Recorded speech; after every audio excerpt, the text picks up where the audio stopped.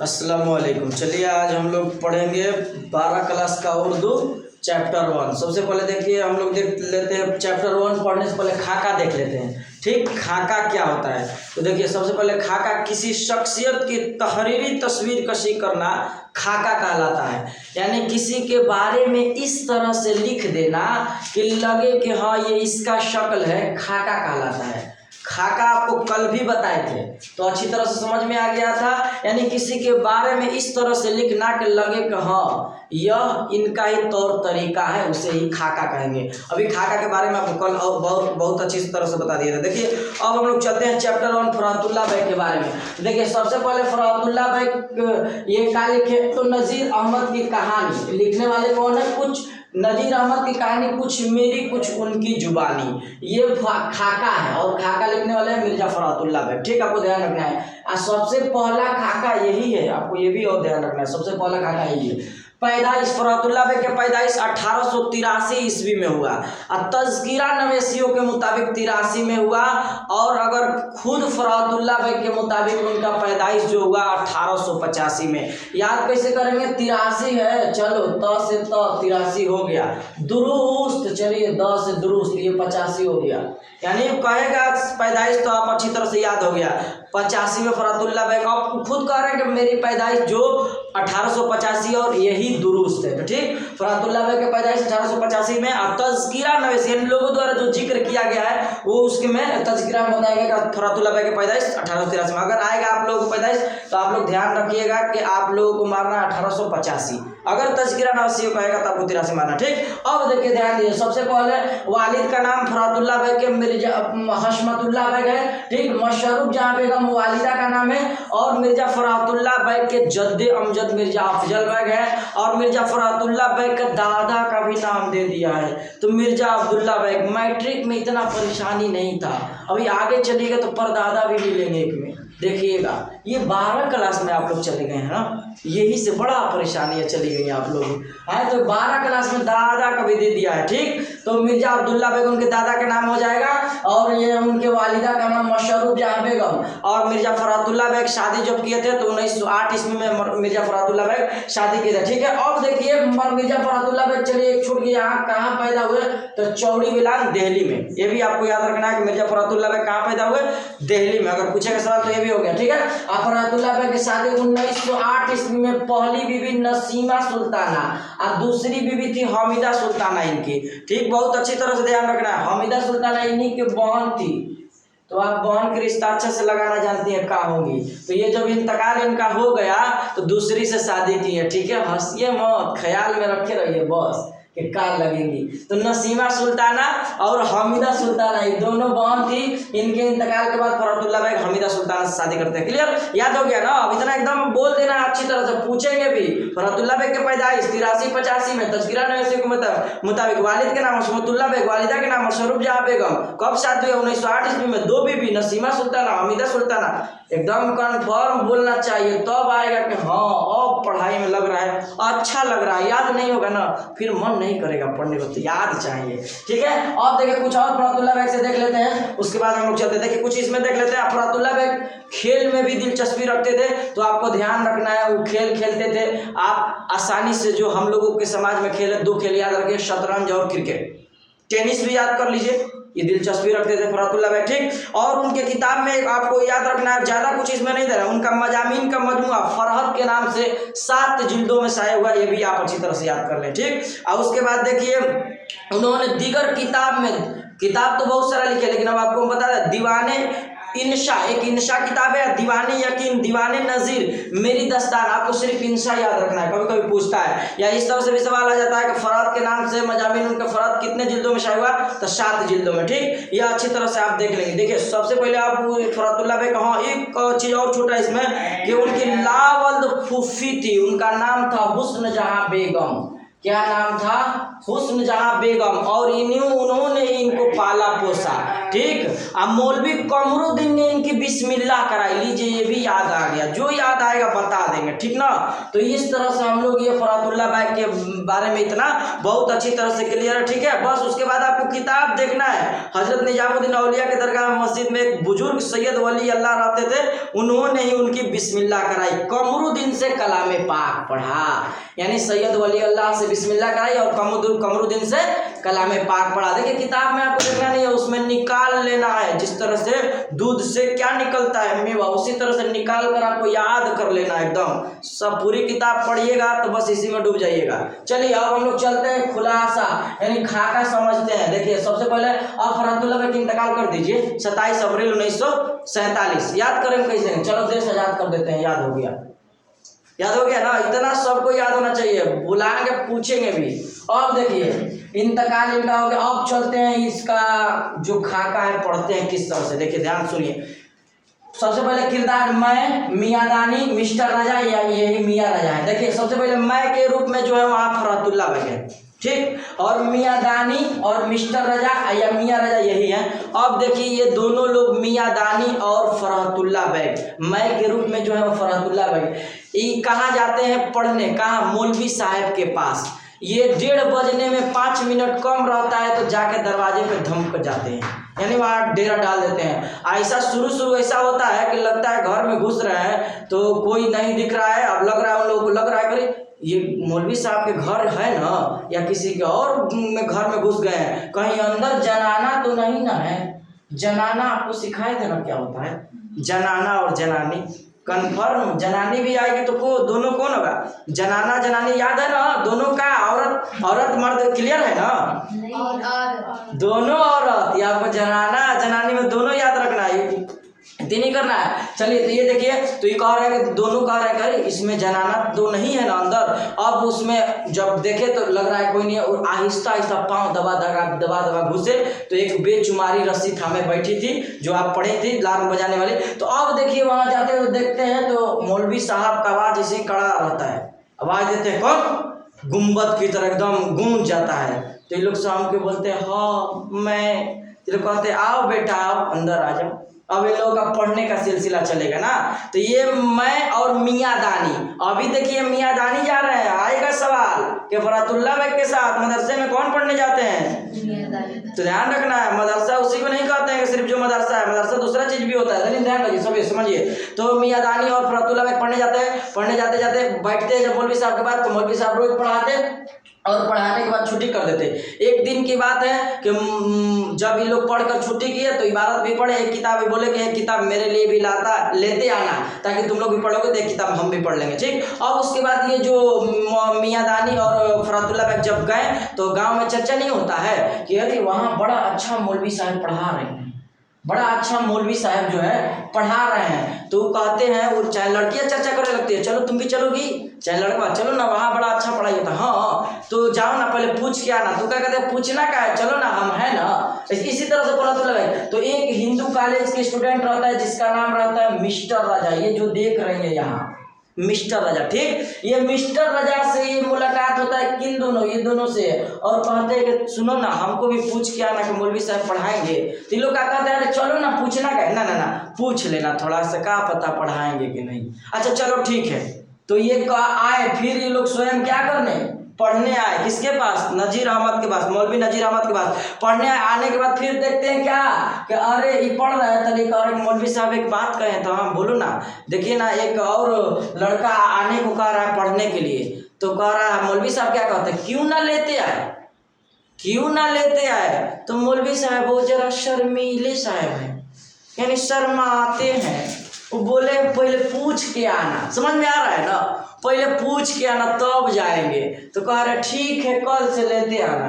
तो ये लोग गए और कल से मिस्टर रजा को भी पकड़कर लाए, ठीक। अब ये लाने के बाद जब ये लाए तो ये सब पढ़ने लगे सबक, और सबक पढ़ने के दौरान जब ये लोग तीनों आए तो आते ही बोले कि देखे करे अच्छा तो आप ही हैं, मिस्टर रजा या मियाँ रजा इतना शर्मीले हैं। तो ये तीनों लोग अब पढ़ते हैं साथ में, ठीक, याद है ना, कल भी बताए थे हल्का फुल्का। अब ये तीनों लोग साथ में पढ़ते हैं। तो देखिए सबसे पहले मौलवी साहब का पढ़ाने का तरीका यह था कि मौलवी साहब बच्चों से सबसे पहले इबारत को पढ़वाते, यानी अगर बच्चा ठीक ठीक पढ़ देता तो ठीक, नहीं तो 110 डिग्री उनका पारा चल जाता था। अब सबसे पहले किताब को लेते और सबसे पहले अच्छी तरह से सबक को सुनते। अब बारी आता है फरहतुल्लाह बैग के जब पढ़ने का, तो ये क्या करते हैं, इनको सर्फ नहू बहुत कमजोर था। सर्फ नहू मतलब उर्दू ग्रामर कवायद बहुत कमजोर था। ये क्या करते थे कि गलती कर देते थे पढ़ने में, तो इन पर गुस्सा होते थे तो बोलते कि चलो हटो तुम पढ़ो, इसको इनको देते थे मियाँ दानी और नजम को नसर बना देते। इतना लंबा ना कर देते थे ना कि बस पूछिए मत कि कितना ना लंबा कर देते हैं, ठीक। अब यहाँ इनको देते हैं पढ़ने के लिए, तो ये भी क्या कर देते हैं, नजम को नसर बना देते हैं। और ये मियाँ राजा जो है, मियाँ राजा, ये फरहतुल्लाह बैग ध्यान रखिएगा, एराब के भी गलती करते थे। फरहतुल्लाह बैग एराब के भी गलतियाँ करते थे, ये आपको बहुत अच्छी तरह से ध्यान रखना है।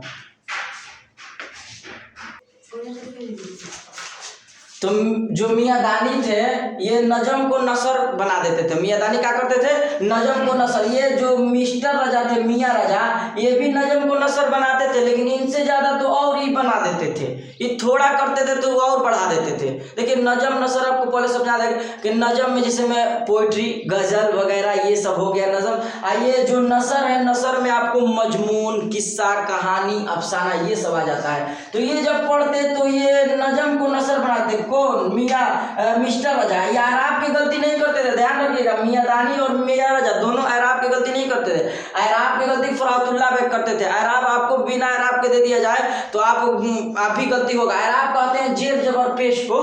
एराब किसे कहते हैं, जेर जबर पेश को। अब मान लीजिए और भी एक दीवाने मुतनब्बी उसमें था, दीवाने मुतनब्बी, मुतनब्बी के दीवान, दीवाने मुतनब्बी, ये पढ़ाने के दौरान मियाँ राजा की छुट्टी हो गई। ये दीवाने मुतनब्बी के दौरान, पढ़ने के दौरान मियाँ राजा की छुट्टी हो गई। ये दीवाने मुतनब्बी एक अरबी का बड़ा शायर है, अरबी का एक बड़ा शायर है, जो यही दीवाने मुतनब्बी इन्हीं के पढ़ाने के दौरान मियाँ राजा के छुट्टी हो गई। ये क्योंकि गलत पढ़ रहे थे मियाँ राजा, एकदम ऐसा पढ़ रहे थे कि जैसे लग रहा था कि पूरा नजम को इस तरह से पढ़ रहे थे जैसे लग रहा है कि नसर पढ़ रहे हैं। और इससे ज्यादा तो ये भी बना देते थे। अब फरहतुल्लाह में क्या चीज की गलती करते थे, तो सर्फ नहू की गलती करते थे, और मियाँ दानी भी नजम को नसर, और फरहतुल्लाह में एराब के भी गलतियां करते थे। तो ये आपको इस तरह समझ में आ गया। अब आगे हम लोग देखते हैं, उसके बाद जब ही कहे इतना गलती करते थे, कौन क्या गलती करता था, क्लियर हो गया ना। फरहतुल्लाह बैग एराब की गलती, सर्फ नहू कमजोर था, नजम को नसर बना देते, इससे भी ज्यादा बना देते थे ये, तो क्लियर। अब देखिए फरहतुल्लाह बैग जो थे और ये मियाँ दानी या मियाँ राजा तीनों पढ़ने जाते थे। जाने के बाद मौलवी साहब क्या बोले कि तुम लोग मेरा सलाह मानोगे, तो बोले कि हाँ। मिस्टर राजा से बोले जब गलती पढ़ने के दौरान तुम लोग मेरा सलाह मानो तो यहाँ से किताब लो और जल्दी से निकल लो बाहर की ओर। तो ये मियाँ राजा बोले कि अच्छा ये बात है, मेरा सलाह मानो तो किताब उठाओ और चले जाओ, और जाओ काली जिया के यहाँ कुछ रोज पहले अच्छी तरह से सीख लेना, तब तुम्हारा ये नजम नसर में फर्क समझ में आ जाएगा। तो तुम मेरा सलाह मानो और यहाँ से चले जाओ। तो ये मियाँ राजा तो यहाँ से भाग जाते हैं। मियाँ राजा क्या करते हैं, भाग जाते, चले जाते हैं। लेकिन मियाँ दानी और फरहतुल्लाह बैग वहीं रह जाते हैं, और मौलवी साहब का 110 डिग्री का पारा चढ़ जाता जब ये लोग गलती करते। तो इतना पढ़ाने के दौरान कहते कि तुम लोग ऐसे पढ़ रहे हो, रोज बताने और समझाने के बाद भी अब गलती, अब तुम लोगों को हम एक हुरूफ भी नहीं पढ़ाएंगे, किताब लो। और किताब सेहन के बाहर फेंक दिया और बोले कि तीनों यहाँ से जल्दी से दफा हो जाओ। तो ये मियाँ राजा तो भाग गए, सलाह मान लिए, इनको क्या पता था कि मौलवी साहब क्या चाहते थे। तो ये मियाँ राजा निकल लिए। अब दोनों बच्चे हैं, गुस्सा है, मौलवी साहब बैठे हुए हैं, किताब फेंका हुआ है। तो मियाँ दानी कह रहे हैं फरहतुल्लाह बैग से इशारों में, आंखों में चलो चलो, मौलवी साहब गुस्सा है, क्या कर रहे, नहीं जाना नहीं है। ये लोग जा ही नहीं रहे। मौलवी साहब सोचे रुको एक और रुपये लगाने दो। मौलवी साहब कहते हैं देखो बाबू मेरा तबीयत ठीक नहीं है, तुम लोग जाओ यहाँ से। तुम मियाँ दानी सच में समझ गए कि मौलवी साहब का तबीयत खराब है, लेकिन फरहतुल्लाह बैग समझ गए कि हम लोग उसे छुटकारा पाना चाहते हैं। तो ये मियाँ दानी उठ गए मियाँ दानी जाने के लिए, लेकिन फरातुल्ला बेग वही रहे। और ये उठ के कह रहे हैं चलो तुम दबा के बैठो, नहीं जाएंगे हम नहीं जाने वाले हैं जब तक मुझे कोई धक्का देकर यहाँ से नहीं निकालेगा, मैं यहाँ से एक कदम नहीं निकलूंगा। कौन कह रहा है? फरातुल्ला बेग। ये मियाँदानी तो समझ के लग रहा है कि मौलवी साहब गुस्सा है, चलो यहाँ से निकल लिया जाए, कहीं पड़ ना जाए। तो ये मियाँदानी फरातुल्ला बेग समझ गए थे कि ना हम जब पढ़ेंगे इन्हीं से पढ़ेंगे, जाएंगे नहीं। तो ये फरातुल्ला बेग अड़े रह गए और मियाँदानी भी भागना चाहते, लेकिन उनको ही इशारा में ही दबा लिए, बोले कि हम नहीं जानेगा, तुम बैठो, तुमको भी नहीं जाना है। और देखिए ये फरातुल्ला बेग और मियाँदानी डटे रहे। तो क्या कहते हैं मौलवी नजीर अहमद कि अच्छा भाई किताब लाओ, मैं हारा, अच्छा किताब लाओ, पढ़ो और मेरा पिंड छोड़ो।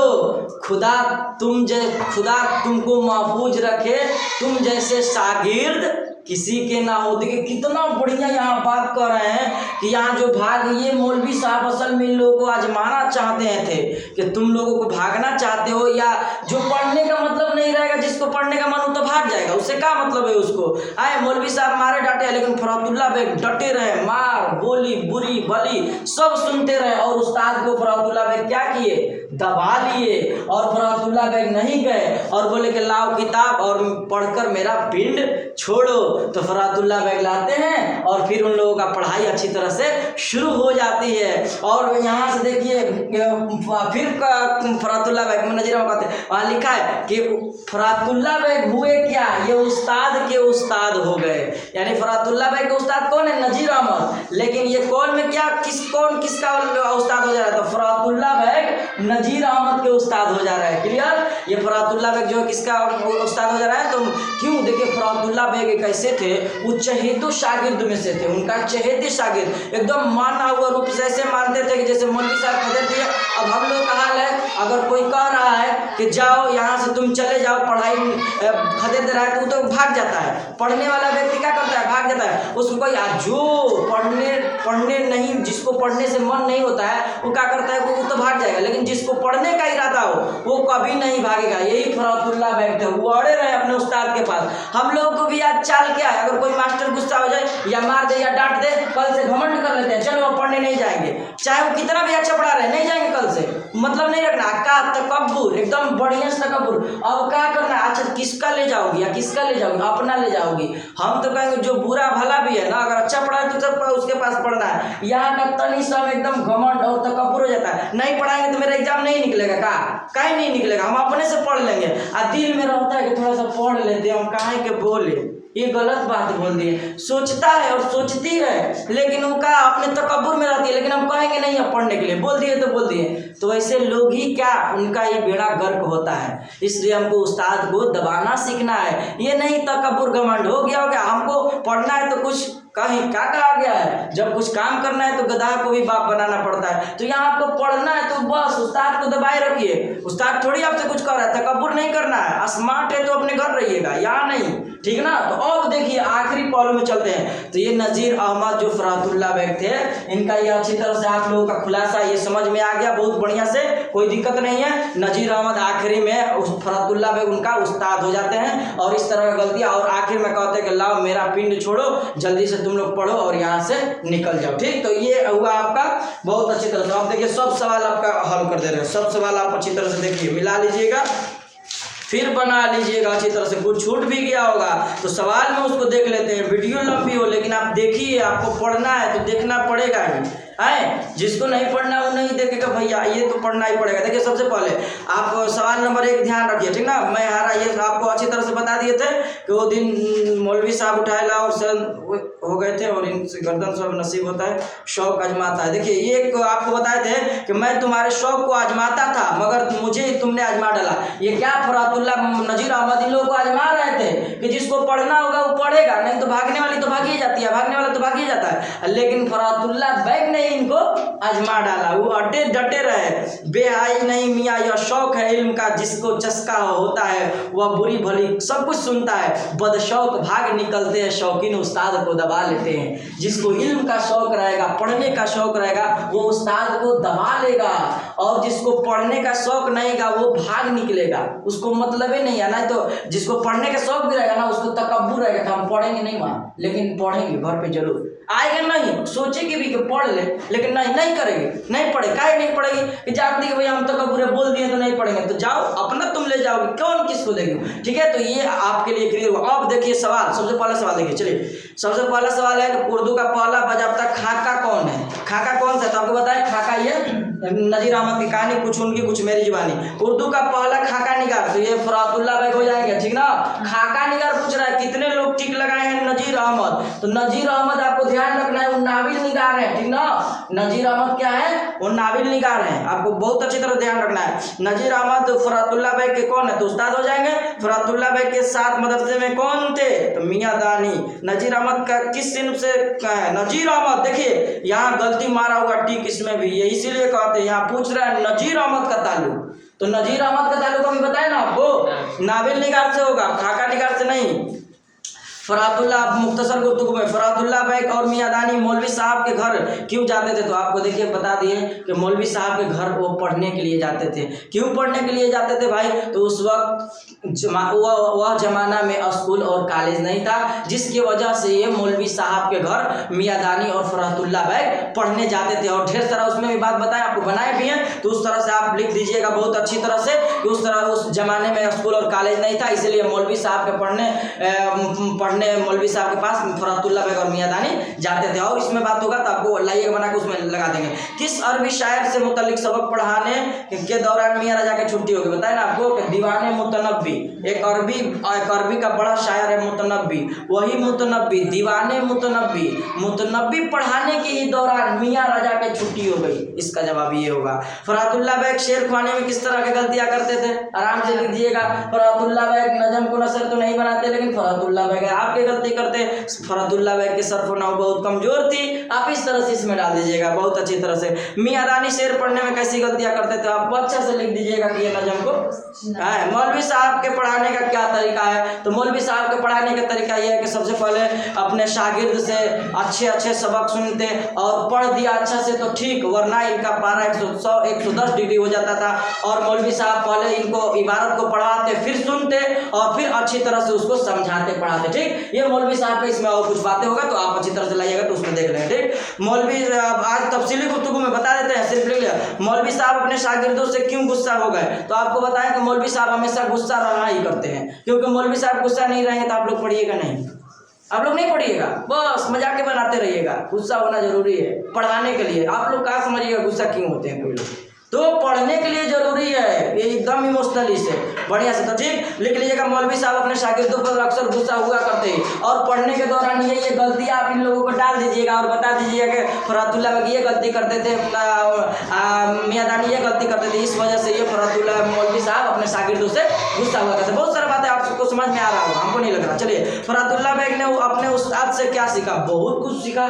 फरातुल्लाह बैग बहुत कुछ सीखा, क्या क्या सीखा, एक तो इनको भगाना चाहते थे, लेकिन समझ चुके थे कि नजीर अहमद के पास बहुत अच्छा ज्ञान है, हमको भागना नहीं है और उस्ताद को दबा लेना है, पढ़ेंगे जब इन्हीं के पास पढ़ेंगे। तो ये सब बातें आप बहुत अच्छी तरह से सीख लेंगे कि फरातुल्लाह बैग ने नजीर अहमद से क्या सीखा। फरातुल्लाह बैग की खाका निगारी के बारे में लिखे, आप लिख दीजिएगा आराम से कि फरातुल्लाह बैग खाका निगारी नजीर अहमद की कहानी, कुछ उनकी कुछ मेरी जुबानी लिखे है, जिसमें देख रहे हैं किस तरह से खाका लिखे हैं, लग रहा है सामने तस्वीर आ गया है, आप ही लोग पढ़ने आ रही है, आप ही लोग में कोई पढ़ने नहीं आ रही है, समझ में आ रहा है ना। खाका, इसी को तो खाका कहेंगे। खाका किसे कहेंगे, किसी शख्स के तहरीरी तस्वीर कसी कर देना, इस तरह से लिख देना कि वो नजर आने लगे, धुलधुलापन, उसी को क्या कहेंगे, खाका निगारी। आगे देखिए, जब तक कोई धक्के देकर ना निकालेगा उस वक्त तक हम जाते नहीं, और जाएंगे भी तो अभी फिर आ जाएंगे। यह कौल किसका है, तब बताए ना, ये फरातुल्लाह बैग कह रहे हैं। फरातुल्लाह भाई कह रहे हैं बच्चे ऐसे इस कॉल में धक्के देने की बात क्यों कही गई है, आप अच्छी तरह से जान गए क्यों कही गई है, क्योंकि फरातुल्लाह भाई मियां नजीर अहमद बहुत गुस्सा हो गए थे और ये धक्के देने की बात इसलिए कही गई थी कि फरातुल्लाह भाई को फरातुल्लाह भाई जाना वहाँ से नहीं चाहते हैं और ये मियादानी कह रहे थे कि चलिए, इसलिए ये धक्के देने की बात कही गई। और सारा बात इसमें आप डाल दीजिएगा वो सब वाला। ठीक, आगे देखिए, खुदा महफूज रखे तुम जैसे शागिर्द किसी के ना होंगे, शागिर्द क्या हुए उस्ताद के उस्ताद हो गए। अच्छा भाई मैं हारा अच्छा खुदा के लिए किताब उठा ला और सबक पढ़कर मेरा पिंड छोड़ो। यह कौल किसका है? यह कौल नजीर अहमद, मौलवी नजीर अहमद का है। यह बात किससे कही गई? ये बात नजीर अहमद अपने शागिर्द से कह रहे हैं। तो ऐसे आराम से लिखिए, इस कौल में किससे किसका छुटकारा पाने की बात कर रही है? तो इस कौल में नजीर अहमद फरातुल्लाह बेग से छुटकारा पाने और मियादानी से छुटकारा पाने की बात कही जा रही है। आप अच्छी तरह से लिख दीजिएगा। इस कौल में कौन किसका उस्ताद हो गया? तो इस कौल में फरातुल्लाह बेग किसका उस्ताद हो गया? नजीर अहमद का। बहुत अच्छा से क्लियर हो गया। अब देखिए आपको बहुत अच्छा से ये चैप्टर आज आपका बहुत अच्छा से मुकम्मल हो गया। कल इससे पूछेंगे भी, आपको ये ध्यान से समझ लेना है। जो दिक्कत हो फिर पूछना है, कमेंट में जो चाहिए वो दे भी देना है, आपको समझ लेना है। ठीक है, तो आज के लिए हम लोग इतना ही रहने देते हैं, फिर अगले चैप्टर में मिलेंगे हम लोग। और जरूरी नहीं है कि मिलेंगे ही, सिर्फ बना के भी रख लिया जाएगा, आपको अच्छी तरह से याद कर लेना। पढ़ाई हो रहा है ना? ठीक है, तो आज के लिए इतना ही रहने देते हैं। अस्सलाम वालेकुम।